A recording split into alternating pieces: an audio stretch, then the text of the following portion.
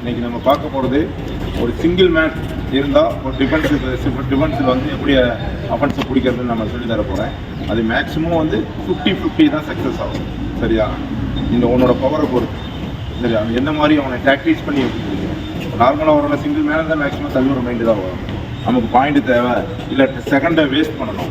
இப்போ பாயிண்ட்டு நமக்கு வந்து அந்த நிமிஷத்தோடு முடியுது அப்படின்னா எடுத்தோன்னே தொட்டுட்டு ஓடிட்டோன்னா டயத்தை வேஸ்ட் பண்ணணும். அப்படிங்கும்போது எந்த மாதிரி பண்ணலாம் அப்படிங்கிறத நான் சொல்லி தரப்போகிறேன். அதை 50% பிடிக்கலாம், 50% மைனஸ் ஆகும். சரியா? மேக்ஸிமம் வந்து பிடிக்கிறதுக்கு வாய்ப்பு இருக்குது. இந்த எத்தனை சுச்சுவேஷன் இருக்குது, எந்த மாதிரி பண்ணலாம் அப்படிங்கிறத நான் சொல்லி தரப்போகிறேன். எவனாச்சும் சிங்கிள்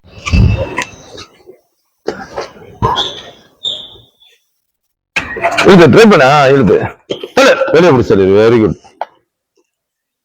லெஃப்ட் லெஃப்ட் அப்படியே தான் இப்படி இருந்தா பிடிக்க முடியாது. ரெண்டு காலம் என்ன பண்ணணும், இப்படி இருக்கணும். நீ இப்படி இருந்துட்டு ரிஸ்க் எடுத்து எப்படி போய் காலை தூக்கி போற டைமிங் ஆகும். வேறு இப்படி இருந்து இப்படி கொடுத்தா இழுத்து போய் காலை தூக்கி போற டைமிங் ஆகும். நார்மலா கேஷோட போகணும். வெளியே போகும்போது இப்படி கொடுக்கும்போது எடுத்து டக்குல பிடிக்கும். புரியுதா? நீ இங்க இருந்துட்டு இப்படி இருந்தா இப்படி வெட்டி எடுத்து இதாகும்ல. சும்மா கேஷோட போகும்.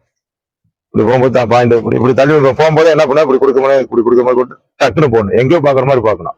கையை பார்க்க கூடாது. நம்ம ஏன் நல்லா கவனிச்சுக்க. இப்போ கை கொடுக்கும்போது நீ கையை பார்த்துட்டு இருக்க கூடாது. சும்மா கேஷுவலா பேச எங்கேயோ பாக்குற மாதிரி பார்த்துட்டு டக்குன்னு போடணும்.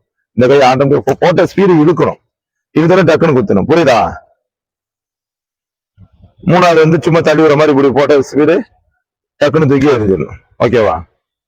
பண்ணு. குத்தியா ட்ரை பண்ணு. வேண்டாம்.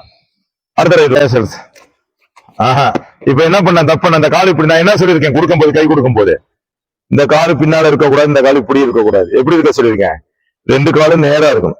அப்பதான் ஃப்ரீயா இருக்கும்போது எடுத்து டக்குன்னு குத்த முடியும். நீ இங்க இருந்தீங்கன்னா இப்படி கொடுத்தோன்னே எடுத்து போற டைம் வேஸ்ட் ஆகும். இது ஃபிங்கர் டிப்ல பண்ணணும். அதை புரியுதா? அவனை யோசிக்க விடக்கூடாது. அடுத்த செகண்ட்ல பண்ணணும்.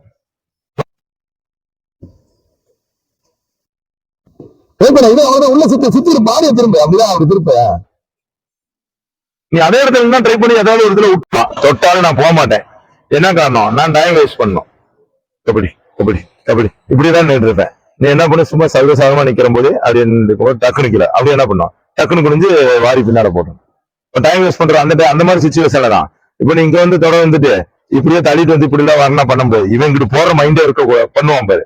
இப்ப நீ வந்தாலும் இப்ப டச் பண்ணிட்டு வந்தாலும் கபடி பண்ணி வந்து தள்ள வந்தனாலும் இப்படி இப்படி இப்படி இப்படி இப்படின்னு இருப்பான் பாரு. அந்த டயத்துல தான் இதை பண்ணணும். யூஸ் பண்ண இந்த ஸ்கில்ல அப்படியே இப்படி பண்ற மாதிரி தள்ளுற மாதிரி தள்ளி இந்த கை வைக்கிற மாதிரி எடுத்து என்ன பண்ண டக்குனு வைக்கிறா உட்காந்து அப்படியே பின்னால வாரி ஏறின யாரு அது எப்படி அதுதான் இங்க பிடிக்கிறிய.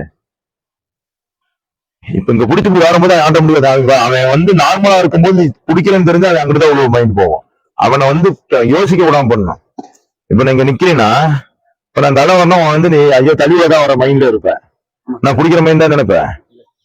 அந்த மாதிரி சுச்சுவேஷன் அதை இப்ப டைம் உனக்கு வேஸ்ட் பண்ணணும். அங்கிட்டு போகாம இப்படி இப்படி இப்படின்னு இருப்பேன்.